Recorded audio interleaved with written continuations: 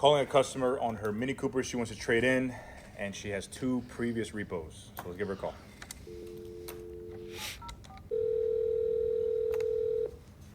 Hello?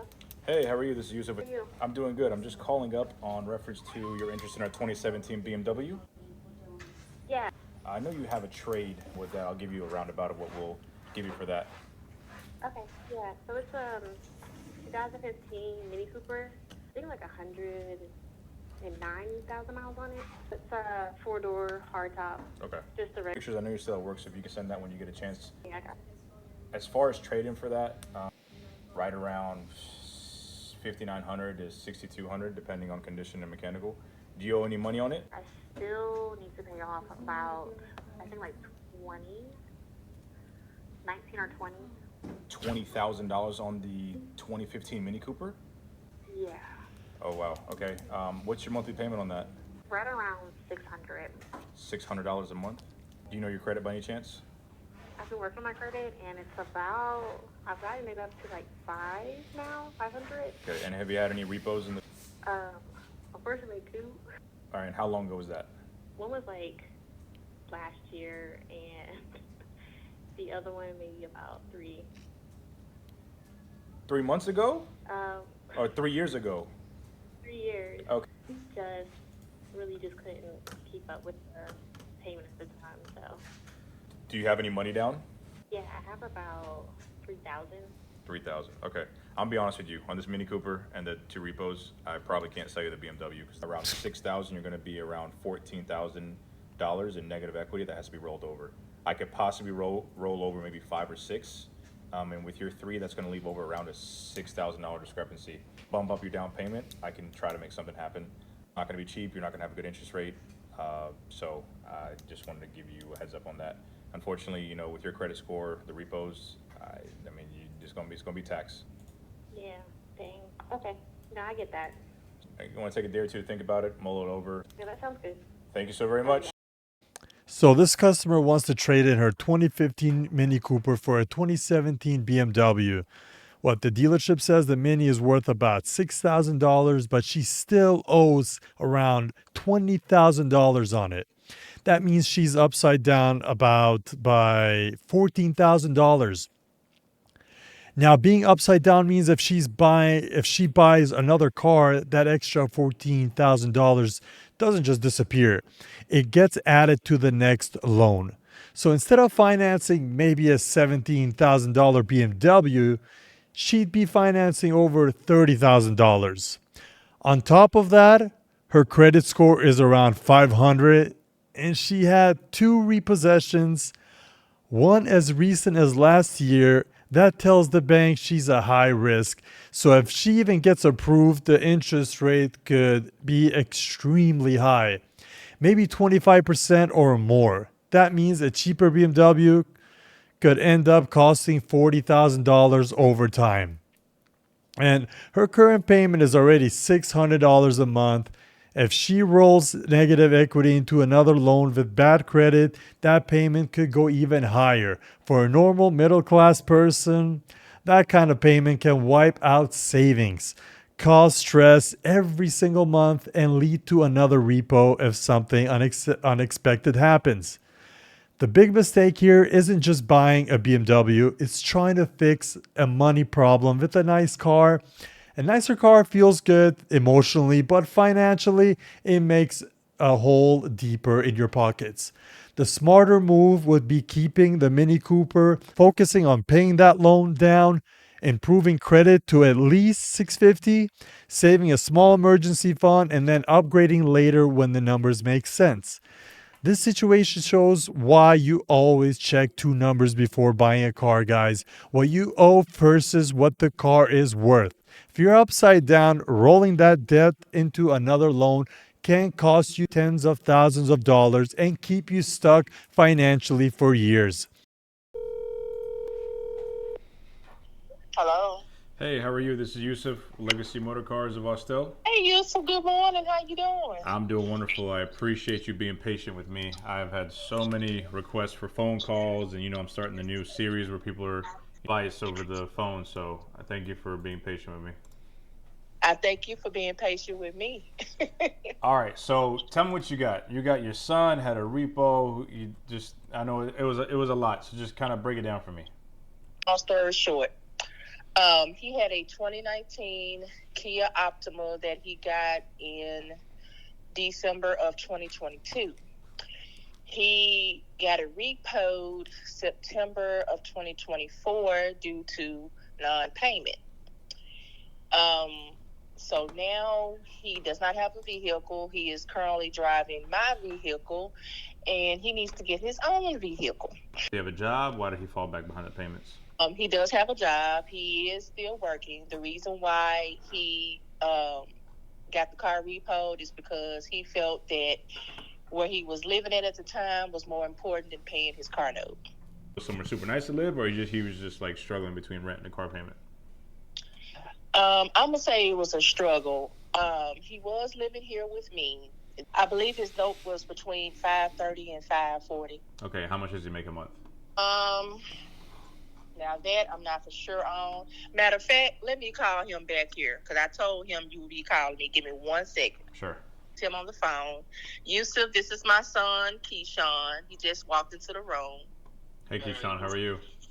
Good. How about you? I'm doing good, man. I'm discussing with him about the car. $3,500 a month. $3,500 a month. Okay. And how much is your rent right now? I don't pay any. He don't pay any rent right now. He moved back home with me. Okay. Currently my credit was a 650. Last time I checked. Okay. And the repo you said was just this September, right? Correct. Okay. So 650 credit score is decent to get into a car. The only thing that might hurt you is going to be that repo. Do you have any money down to get into one of our cars? Around 3,500. All right, 3,500. All right, look. So for 3,500, I can either sell you a cash car. I got a 2008 Scion TC. We're selling for 3,500, or I can get you into we just got a Toyota Camry in. I think a 2018 with 89,000 miles. I think we're gonna ask, I think 19 or 20,000 dollars for that one. And with 3 to 4 down, we may be able to get you in that. Are you okay with any of those things, or are you looking for some specific? He had asked about getting a BMW. My advice to him about the BMW was, for lack of a better term, sir, you are a BMW. You will be a black man walking if you keep on going down the path that you're going. Yeah. Because right now you need something to get you from point A to point B, not necessarily for the aesthetics, for the flash of it. Mama knows. Right, and definitely got to listen to your mom because she's definitely spitting some facts right now. Look, here's the thing, right? You have $3,500 saved up. You make $3,500 a month. How old are you? 21. 21. I mean, brand new 21. Yeah, I mean, look, you could take the $3,500 you have saved up, buy a cash car. What do you do for a living? Work at FedEx. Oh, you work at FedEx. All right. So FedEx have plenty of programs where they can get you into becoming a driver, or if you wanted to take the time to take advantage of FedEx's scholarship programs where you can go and learn, IT or anything that will kind of elevate you financially. And then once you get to a more secure spot, then get a BMW. Look, I have plenty of calls, and your mom can show you my social media where people are working at Amazon and FedEx and UPS. Those are all great places to work at. The problem is where people, they make $3,000 to $4,000 a month, and they want to get a car that's going to cost them $1,500, $2,000 a month. You're living with your mom, you're not paying rent, and then you get a car that's going to be $1,200 a month, $1,500 a month. It wouldn't be a smart move for you to make. So I definitely would recommend listening to your mom. She's definitely giving you advice not to annoy you, but to help you become a better person all around. You should lower the expectation of getting to a BMW or a luxury European car. What do you think about that? Because I told you, get you a cash car. Then when you turn 25, 26, get a little bit more established, because you do have another situation that's going on right now. And once you get more established, when you turn 25, 26, then if you still want the BMW, then you can get the BMW. Like a Toyota, Honda, and everything. Like you said, until I get established to get a BMW. So, I mean, I agree with the situation I'm in. Maintenance, and I'm gonna send you those. We'll do the credit app. We'll see if we can get him in one. And like I said, if worst case scenario, I'll sell him the Scion TC, and that'll be a good car for him to go back and forth. Over it, and we'll get back with you. Awesome. Thank you. Talk to you soon. All right. Thank you very Yes, ma'am. much. Bye.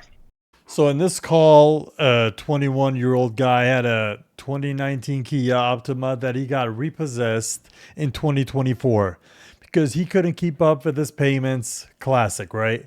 His payment was around $530 a month. Now he's living back at home, making about $3,500 a month, working at FedEx, and he has about $3,500 saved. And even after a recent repo, he's asking about getting a BMW. This is where the financial risk comes in. When you've had a recent repo, lenders see you as a very high risk, even with a 650 credit score. That repo will push interest rates way up, so a BMW that looks like a $20,000 car could cost well over $3,500 or more over time. And remember, he makes $3,500 a month. A BMW payment with bad interest could be in the upwards of $700 to $1,200 a month. That's a huge chunk of his income, and that leaves almost nothing savings, emergencies, or building for the future. This mistake here isn't wanting a BMW, it's wanting a luxury car before your finances are stable. He's 21, just had a repo, and hasn't built savings yet. That's like trying to build a roof of a house before the foundation is even there. What he should do instead is exactly what his mom and the salesman suggested. Get a cheap, reliable car or even a cash car. Keep working, save money, build the credit back up, and maybe he waits until 25 or say, 26 with better credit and savings. You can buy a BMW comfortably instead of struggling, but I would always recommend a cash car. For a normal middle-class person, making a mistake like this can trap them in car debt for years. One expensive car payment can stop you from saving for a house, investing, or even handling emergencies. The lesson here, guys, is simple. When you've had a repo or financial setback, focus on stability first, not status. A reliable car that you can afford will always beat a luxury car that keeps you broke. Remember this, a car is transportation, not a status symbol. Always check two numbers before buying a car. What you owe and what is worth. If the math doesn't make sense, the deal doesn't make sense. Build your credit, build your savings, and the nice cars will come later without stress. But that's all I got for you guys today, and hopefully you enjoyed this video, and I'll see you on the next one.